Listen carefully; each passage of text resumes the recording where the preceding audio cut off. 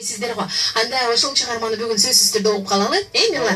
Албетте биз болсо мына ошол мөлмөлүм деп бардалган чыгармадан соң мөлмөлү эмне деп жооп берет болду экен. Келиңиз анда. Буруча сиздин аткарууңуздагы кийинки ыр мындай кандай десем, тагыраак айтканда сиздин алгачкы чыгармаңыз кимге жана эмне деп аталат? Мирлан байке, кыргызымдын жигиттер деген ушунакай чыгарманы тартуулап коюп, жигиттер даяр турган бардыгына, тоодогу бүркүттөрдүн алгырыда оогонда өз жүргөн себеп берет. Жигиттер ата журттун намысы деп сиздер үчүн кыргызымдын жигиттерин тартуулап коюм. Баракелде, келиңиз.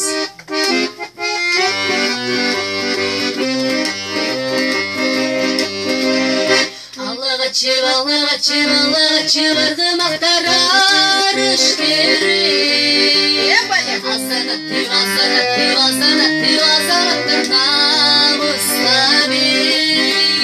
Шамдай жаным алышып, шамал менен жарышып, жүзүн сүртүп булутка, жүрөгүн танысып.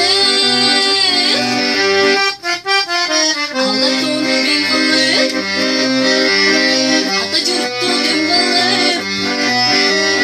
Абалдарам шок болот, алолун болот болот, абыл болсо жок болот, кыргызымдын жигиттери.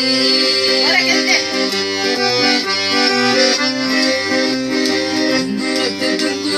Дүңгүрөтүн жерде дөстүн толуп бары келе. Дүңгүрөтүн дүйнө жүзүн шумтар келе. Муңдашат кыргыздар, жымыңдашат жылдыздар, алын кени алардын арасында чыңгыз бар. Алым кезин жомоктой, акалпагын жоготкой. Акыл эсин камчылап, акыладай апылдап, ай жылдыздар тартылдап, кыргызымдын жигиттери.